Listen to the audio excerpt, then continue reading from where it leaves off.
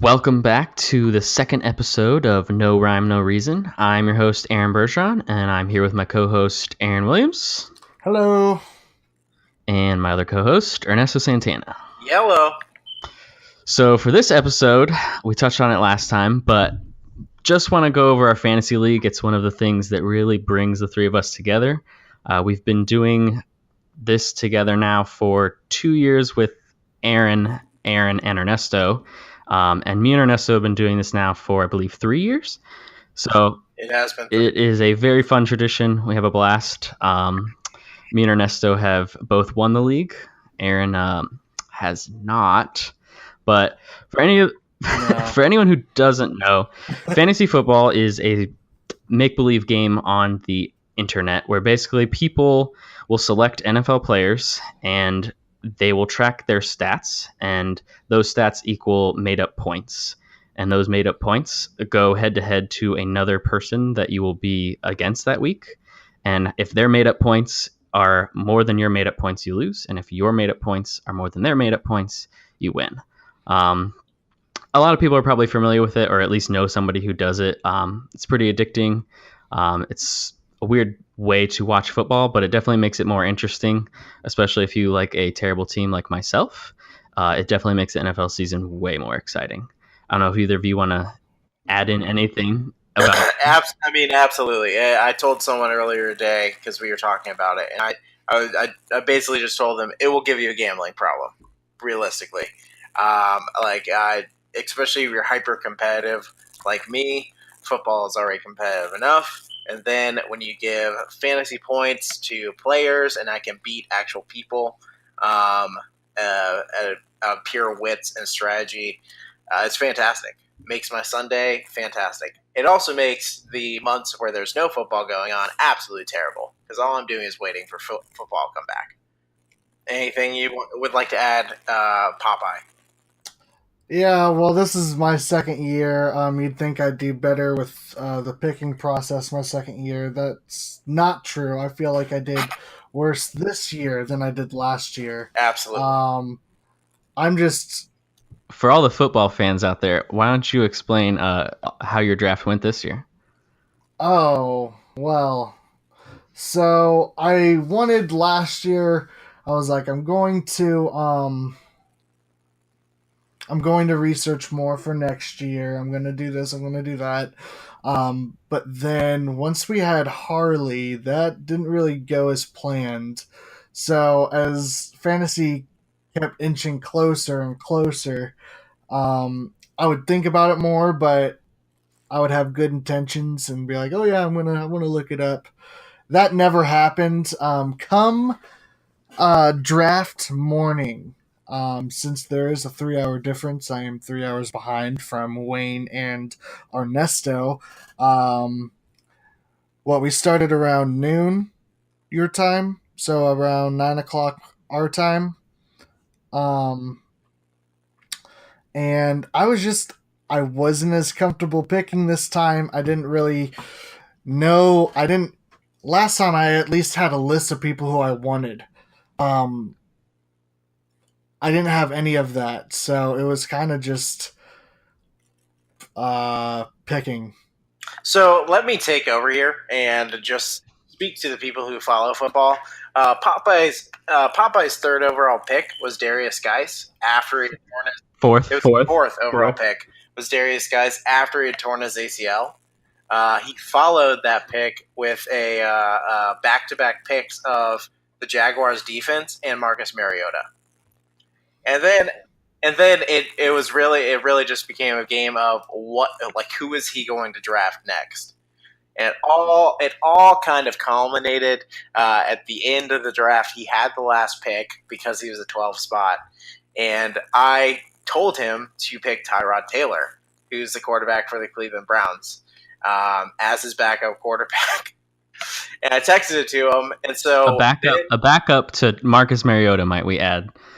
So we're sitting there and we're just watching and we're just waiting and waiting because he has a minute and a half to pick.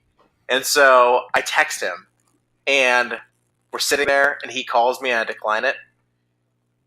And then we're sitting and all of a sudden, Tyrod Taylor pops up on the screen. And it was the funniest thing that I've ever seen in a fantasy football draft. It was absolutely hilarious. The fact that actually happened. But I'm just looking forward this year. While the year's going, I'm going to try and pick up as much as I can and actually do well next year. I know I say that, but we'll see if I actually put that into practice. I hope so.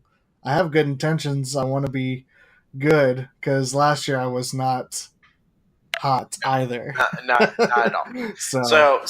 So, brief history of our league. Like Wayne said, he and I have been doing it for 3 years. Running Popeye joined in 2 years ago.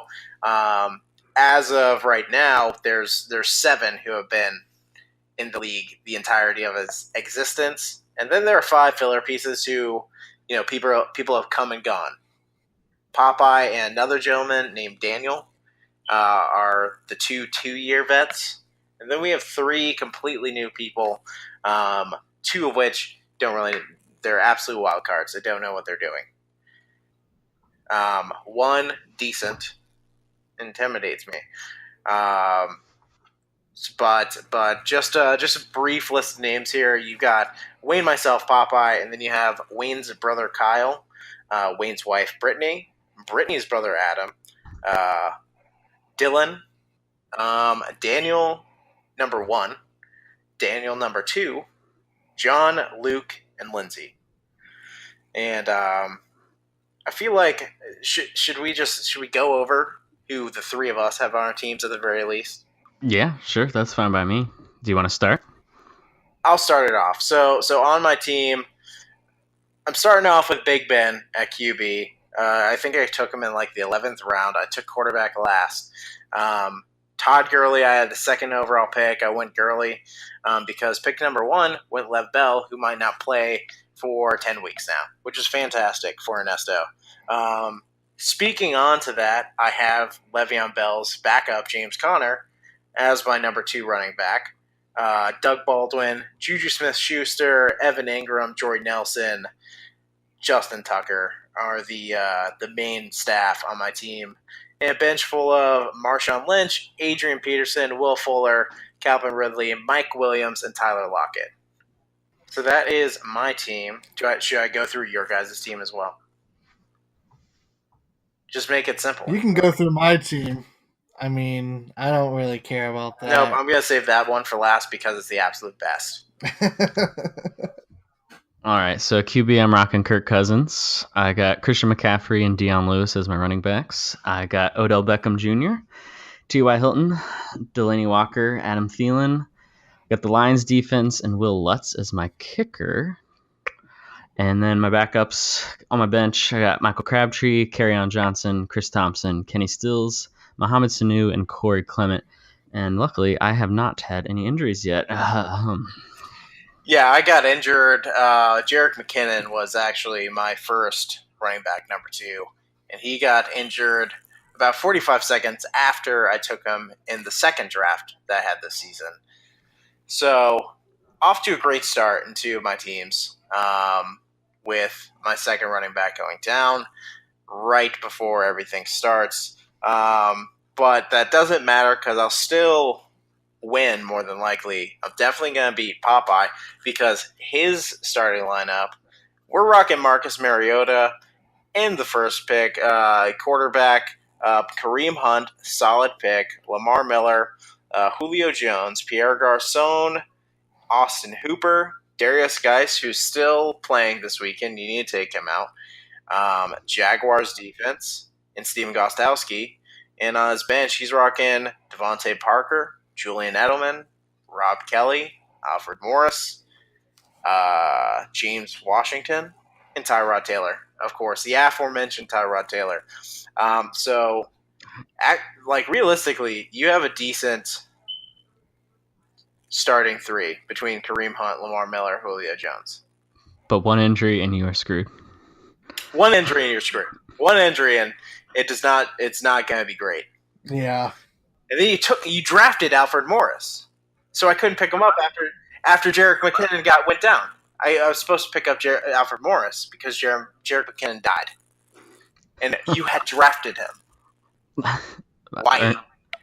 Popeye's strategy is to draft any player that has formerly played for the Redskins or is currently playing for the Redskins, and Alfred Morris really paid off for him right there. The reasoning behind that, and it's because of my wife. So I'm more of a college football fan. He loves the Oregon. No, I do not. I am an Ohio State Buckeyes fan. I just live in Eugene, Oregon, which is the home of the Ducks, U of O. So with my favorite team, my wife's favorite team are the Redskins. So with that, she was helping me out because I was like, okay, who are we going to get? And so she's the one who usually shouts out the former or Redskin players. So if you had drafted Robert Griffin III, I would have died. We definitely thought it was a possibility. Oh, it was a possibility. For sure. Like anything, it was fair game. Like you weren't there, and it was so funny because we were I was dying, Brittany was dying, Wayne had no idea what you were doing, and I think John's girlfriend was there, and she was like, "That's so mean." Oh, I was like, "What you guys?" She was like, "You guys are just saying that because he's not here." And I looked at her. I was like, Brittany and I looked at her, both at the same time said that if he was here, it'd be worse. Like it would have been worse. It would have been way worse. Because it would have been. I mean, I just need to know the player's stats, and I'm not really good at that. And then on top of that, it's like tracking their injuries, like off season. I don't think about that, so I just need to get myself into that mindset of like I need to like just fucking study all the time as I'm going to school as well. Just throw in NFL knowledge into my curriculum. So that's all I have to do. It helps to watch the games. You just watch the games and you acquire knowledge. And then just watch football. And ESPN tells you all the good players, and you just put the players with the higher points in the thing. I mean, fantasy football is a very, very good sport for entry-level people to get into. It basically tells you what to do. Women can come in. People who don't watch football can come in. And like beginner's luck was invented because of fantasy football. It's true. It's that easy. Yeah, we have had a woman in the finals every year since the inception of this league, and there's only 2 or 3 women every year. So every single year, it is very much a sport for anybody. Yeah, it's very much a sport for anybody, except Popeye. Except for you, apparently.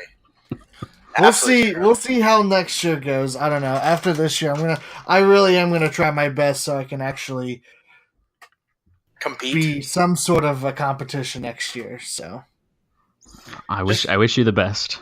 Just beat Kyle. Just beat Wayne's brother this week. I'm gonna try. I mean, there's nothing. It's all about how the players do. So I mean, you have to get as many wins as you possibly can before somebody on your team gets hurt, because it's game over after that. Yeah. Oh, it's game over. It's done. You're going to need some serious waiver wire help, and it's in our league. It's tough. Waiver wire is really tough in our league. It's extremely tough. Yeah, we do, for people who aren't familiar, we do the auction waiver wire. So you actually have to bid money on your players. It's not just the worst player gets it. So you have to be smart with your money. You have a budget each season, and you can only spend so much money to get these extra waiver wire players. So it's tough. You don't know who's betting what, and players end up on strange teams sometimes. And then you have me who just comes in, does it all. I just snake. I paid $0 for James Conner. Yes, you did. 0. It's fantastic. We'll see how that works out for you. We will see on Sunday when he plays the Browns. If he just gives me a Week 1 win, that's all I want. I just want Week 1 wins. I remember when I beat you last year, Ernesto. Oh, snap. Oh, that game last year, it was just everyone on your team exploded. Yeah, the one time that fucking Zeke did anything for me. He scored 40 points that game. And you had Kamara who went like 30. Like literally, it was insane. It was a perfect storm. It was the worst day of my fantasy career ever. Was 2 years ago, and it was the game that it was one weekend, and Drew Brees scored like 50 points in one league of mine. And on his team, he also had Odell Beckham Jr., and Odell scored like 43 points. This is when the Giants were playing Baltimore, and Odell Beckham Jr. had like 200 yards in the second half. That was the game. He scored like 3 touchdowns, had 200 yards in the second half of that game. He's going to do that all year this year, too. It's going to be amazing. I know. I have him in like 2 leagues. He's going to be fantastic. But literally, so this is the worst thing about this entire thing is that the two of them scored like 98 points. I lost that week. His point total was 107. Ooh. The rest of his team scored 9 points, and I lost. That's the name of the sport. For people who don't know, that sounds crazy, but that's just how it goes. That is how it goes. You have players that go off, and then you have players that score 0 points. It's insane. It's week to week. It was the worst thing ever because those were early Sunday games. Yeah. So the whole time I'm just like climbing, and I see like one player after another on his team just do nothing. 9 points to the other 7 people. Jeez. And I still lost. That was the worst thing ever. Worst day of my life. Yes, fantasy football definitely makes for a bad day. All right, well, now you guys know the history of our league. We'll definitely throw it in throughout the podcast, so what's going on. Hopefully you guys can hear my path to victory. That's it'll not be good. Gonna happen whatsoever. We shall see. Aaron, let's Popeye. Let's do the string cheese bet on who wins the championship. But instead of your team, put it on Wayne's team. If I win the championship, it's too close to even. Let's just do the standings. If I beat Wayne in the standings, end of the year, you eat a whole bag of string cheese. If Wayne beats me, I eat a whole bag of string cheese. I like how that's not comparable. That sounds like a win-win for Ernesto. It's like telling somebody who's allergic to peanut butter and you're not. You're like, listen, if I win this, you eat peanut butter and probably die. But if you win it, I'll eat peanut butter and I'll be fine. If you die by string cheese, I will laugh. I know I won't die, but I'm probably gonna vomit from the taste. So, well, it looks like we're at the end of our stretch here. So, Wayne, we'll catch you guys next time. It's a good episode. Thanks for listening. Goodbye. Adios.